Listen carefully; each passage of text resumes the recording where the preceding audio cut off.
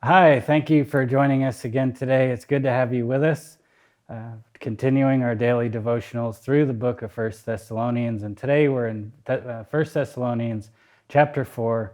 I'm backing up just a little bit. Today's devotional covers really verse 10b of chapter 4 all the way through verse 12. So in this section, Paul really is beginning to describe what a Christian walk looks like that pleases God. And during his ministry here to the Thessalonians, he emphasized really the practical side of Christianity. And sometimes I think we neglect that part.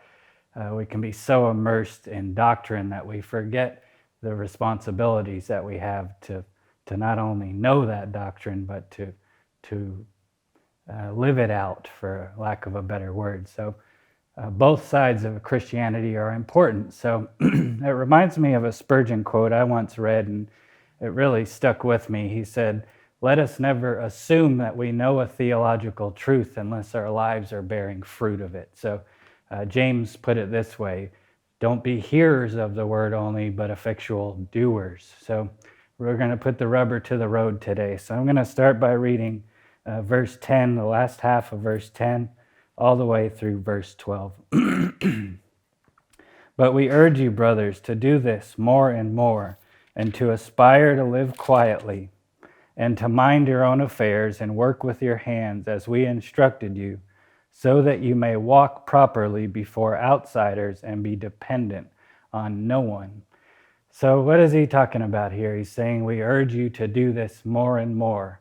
And he also says to aspire to live quietly. Well, Paul referred to love as being that really the evidence of a new nature in Christ. So that's given to all those who are born again, or regenerated is another word. So the love of these young Thessalonian believers was obvious to those around them. A lot of people had experienced that love, and Paul told them that this love is a maturing love. It's not perfected. So as long as our aim is Christ's love, there's always going to be room for improvement. We'll never attain to that perfect love of Christ this side of heaven. So there's always room to go more and more. That's why he says, I urge you to do this more and more.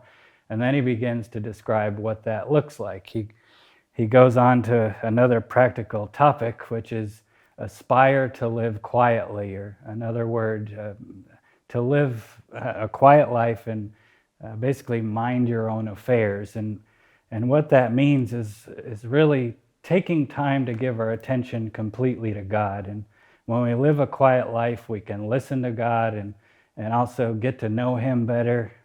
The word translated aspire here means to be ambitious, to really be ambitious and trying to maintain that quiet life. So in modern day terms, what Paul's telling us here to do here is mind our own business, not getting wrapped up. Some people are so concerned with what everybody else is doing that we fail to take the time to really examine ourselves. We're the ones that have the log in our eye. We need to remove that first before we begin addressing the speck in someone else's.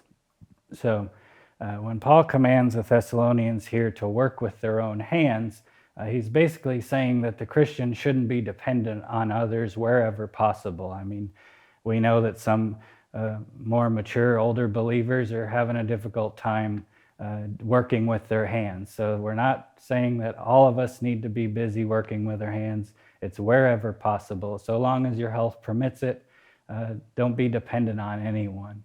And the reason for all of this, he finishes it up by saying, so that you walk properly before outsiders and to be dependent on no one. So the whole reason for all of these things wrapped up in the package is so that we are an example to those outside.